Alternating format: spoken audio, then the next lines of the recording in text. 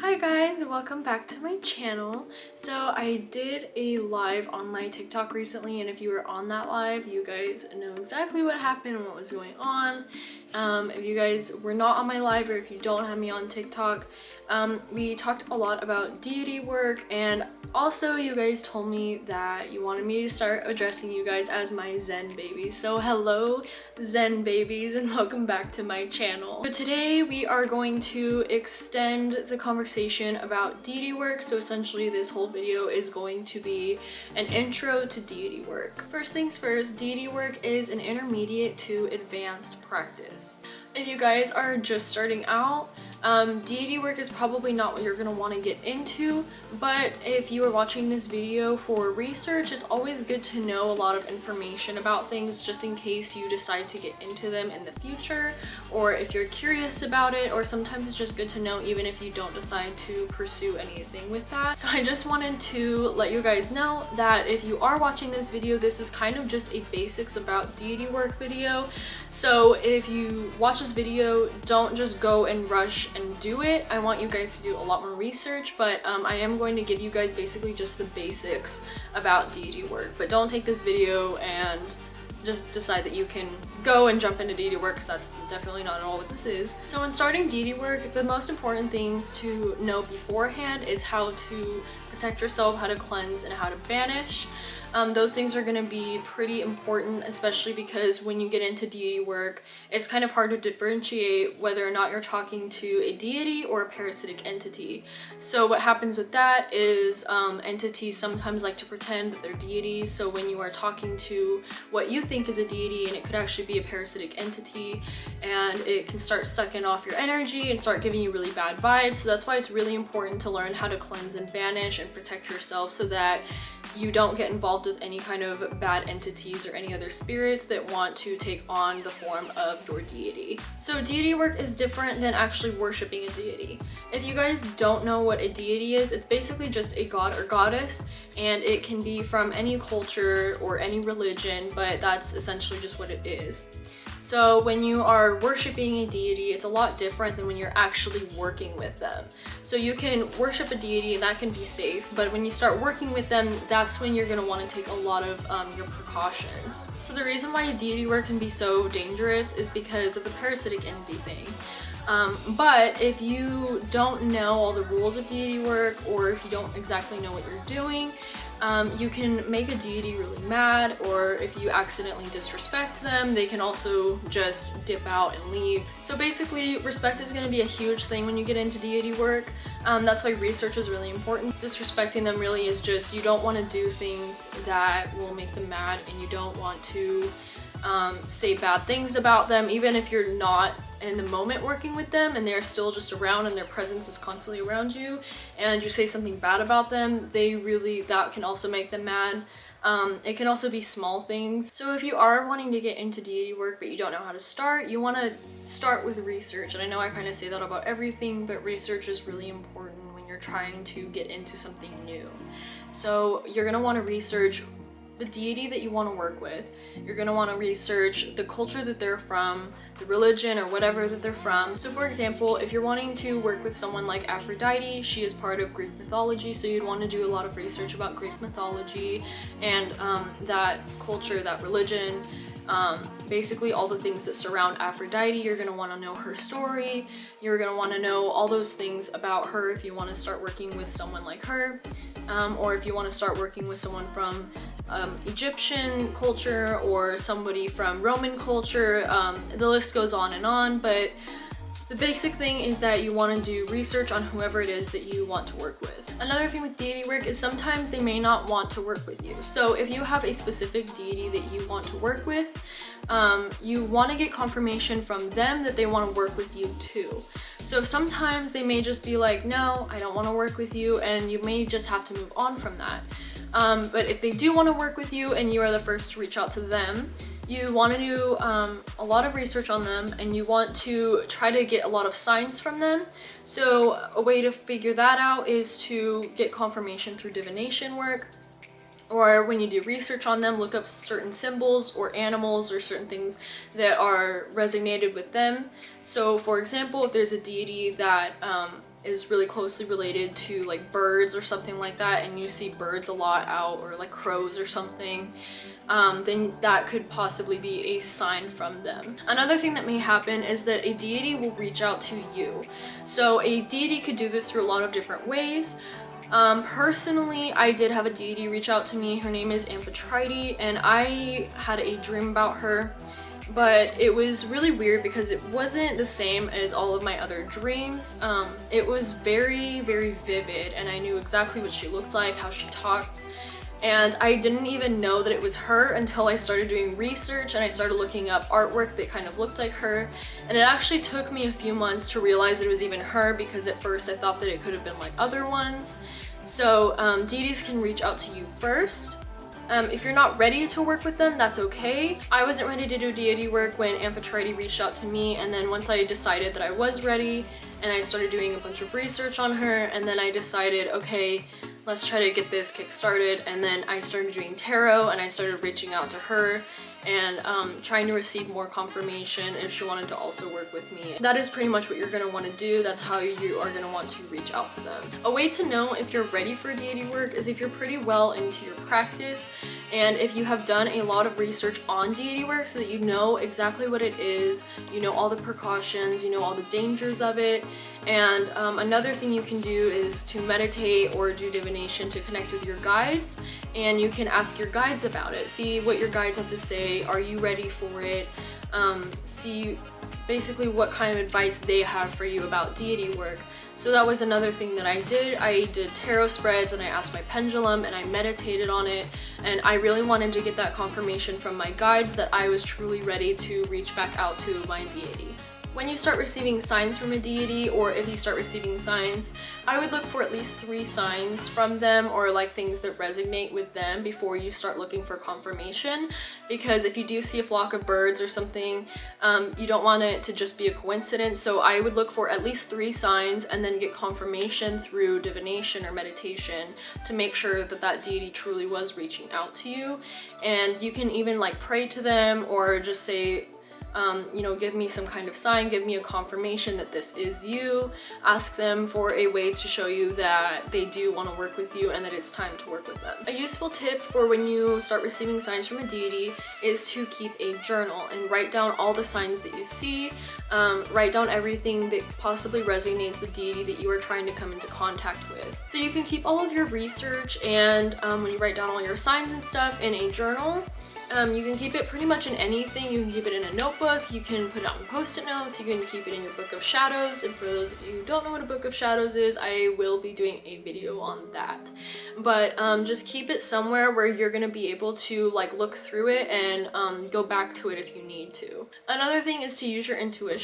So if you see a group of animals or some weird sign where usually you would kind of just pass by it, and your intuition is telling you that it's important or to look that way, or that there is something resonating with that, that is a sign of intuition, where it could possibly be something telling you that that is a sign from your deity.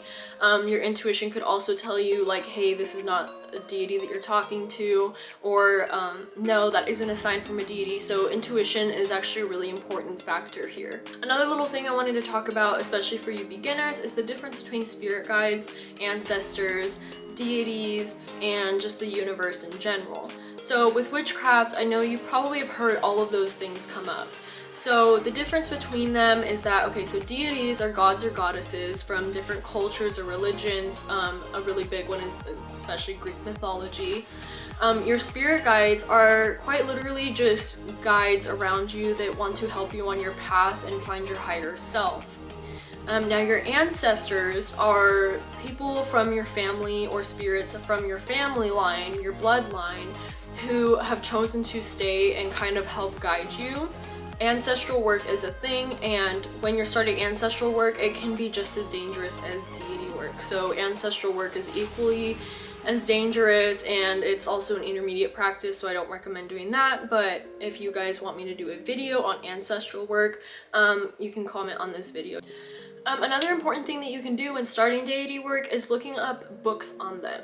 So again, if you are wanting to work with a certain deity or a certain group of deities like Greek mythology, you can get books on them so that you can learn more about them that way. And another thing that books can help provide is the kind of culture that those deities are a part of, because when you are doing research on deities, it's really important to understand the context and origins of their culture. Or you want to also do a lot of research on open and closed practices, because sometimes deities can be part of a closed practice.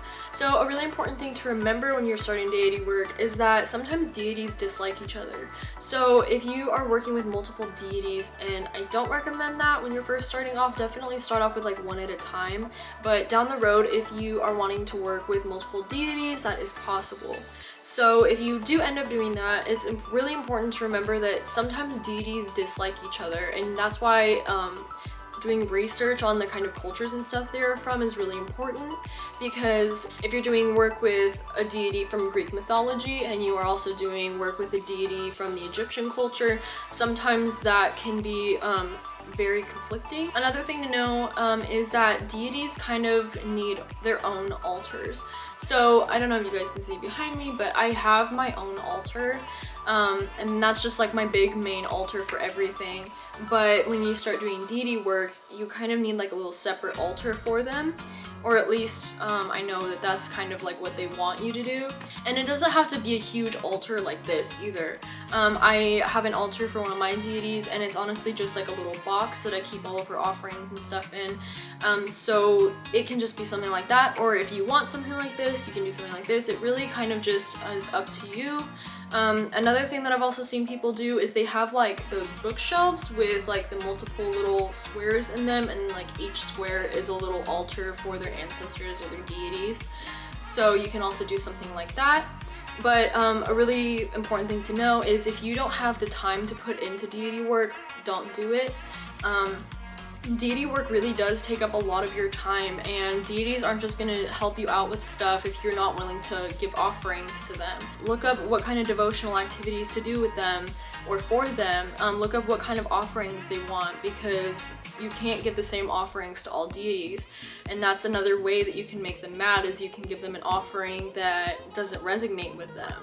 So that's a really important thing to research. So another thing is you can also get candles that are just used for the deity that you work with. So I actually have candles lit behind me because I am talking about deities, and since I have a deity present with me right now, I kind of like to see how my candles fluctuate when their presence is in the room. So like right now the flames are really tall, but I'm probably gonna end up finding something with that later on when I'm editing the video. But you can get your deity a designated candle. So you can get a candle that has a certain scent or a certain color that resonates with the deity. A lot of people get like pink candles that resonate with like Aphrodite, just things like that.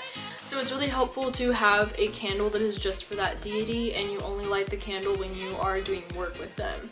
Another thing you can do is research tarot cards that resonate with each deity. So for example, the moon card actually resonates with Poseidon, or at least Poseidon's one of them. The Hermit relates to Persephone, and the list kind of goes on, but that's just kind of something that you have to research yourself. It's helpful to know this because when you're shuffling your cards, especially when you're trying to reach out to a deity and certain cards like that may pop out, then that's also a confirmation that you may receive that says that the deity is present, or that the deity hears you and wants to work with you. So back to deities not liking each other. If you wind up in a situation where you happen to be working with two deities or even more at the same time, and you find out that they actually like don't get along or something like that, a helpful thing to do is to keep their altars in separate parts of the house, because their energies can clash and it just really won't be good for you. So that's one way to kind of help with that.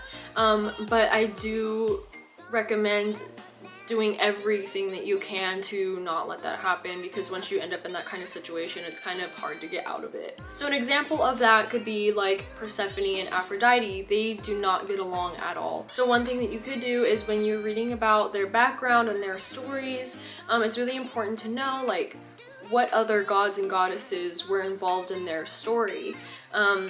Research who they get along with, who they don't get along with, things like that.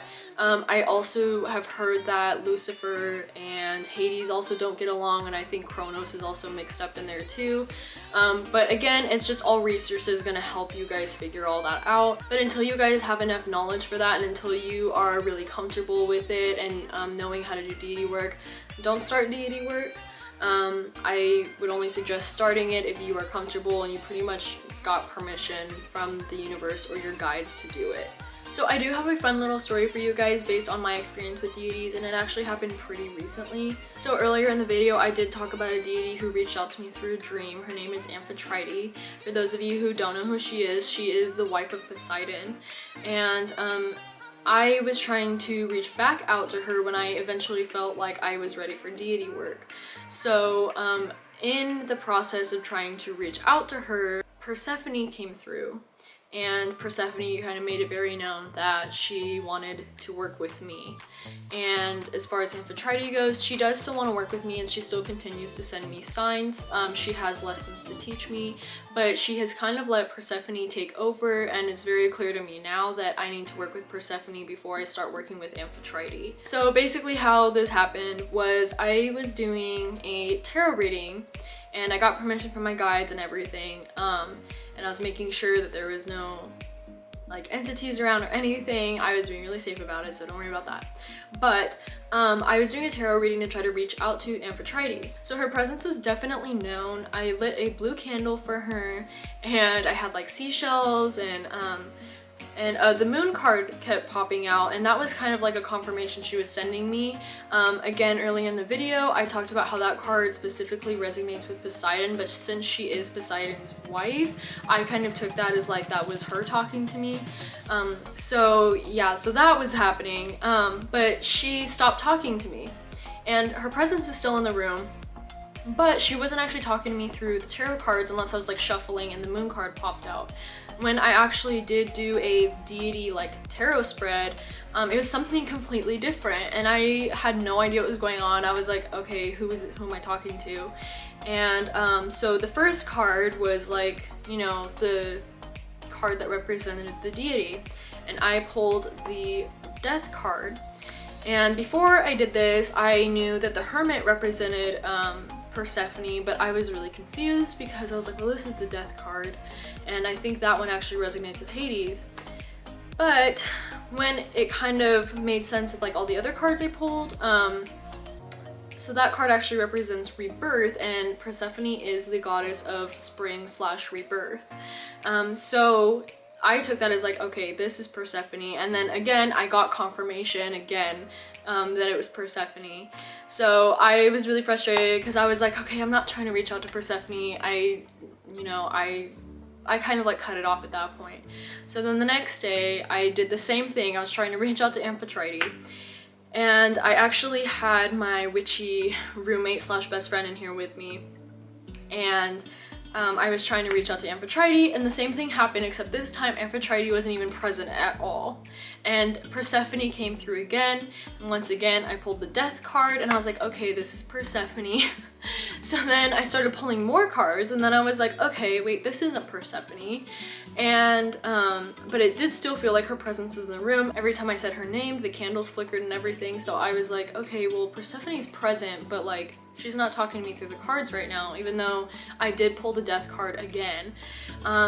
So the rest of the cards kind of gave me like this weird hint, and basically what ended up happening was I was not listening to Persephone, and what she was really trying to tell me is that before I start working with any other gods or goddesses or any other deities just in general, that she had a lesson to teach me, and that there is something that I needed to learn from her. And sometimes that can happen to you too, where even if there's a deity that you specifically want to work with, they can choose not to work with you, and sometimes deities choose you. So basically, long story short, Persephone got really mad at me because I wasn't listening to her, and I just kept trying to reach out to Amphitrite.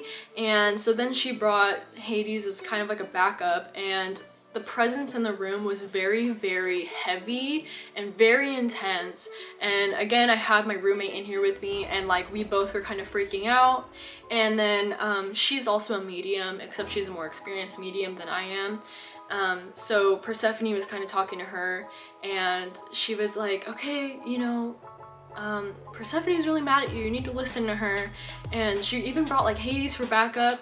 And after about like 5 minutes, Hades dipped, but I was still trying to use my pendulum to talk to my spirit guides and figure out like what it was that Persephone wanted. Did she just want to give me a sign? Did she want to give me a message? Or does she actually want to work with me? So I was actually talking to my guides, and then Persephone snapped my pendulum in half. So I am telling you this story because this was like one of my first encounters with actually trying to work with deities, and it's really not a joke. Like when I first got into it, or like even before I started getting into it, I thought that deity work was more of like a karmic thing, where if they got mad at you, they kind of just like messed up other things in your life like down the road. But no, like when they get mad, you'll know in that moment. Like they do things instantly. And so that's another thing, is maybe even when you're starting deity work, it's also kind of helpful if you have like a witch friend like I did in the room to kind of help control the energy and to help kind of perceive what's going on. So that's all I'm really gonna say right now, because Persephone doesn't really like to be talked about. But deity work is really cool when you do get into it, and it isn't for everybody, and you do not have to have a deity if you want to be a witch or get into spirituality. My biggest piece of advice is to do as much research as you can and wait till you get some kind of confirmation that you are ready for it, and wait till you are actually comfortable with the idea of doing it. And that is kind of all I have for this video, guys, but I will be filming and posting another video pretty soon, so keep your eye out for that one. And that one will be, again, kind of more for beginners. I wanted to do this video because this one is kind of really relevant to me, and also because a lot of you guys have been actually asking me about it on TikTok, and it's one of my most asked questions is about deity work. So I wanted to kind of get this intro to deity work video on YouTube so that all of your guys' questions are answered, or at least hopefully most of them. But I think that's all I have for you guys, so I will see you later, my Zen babies, and have a wonderful day.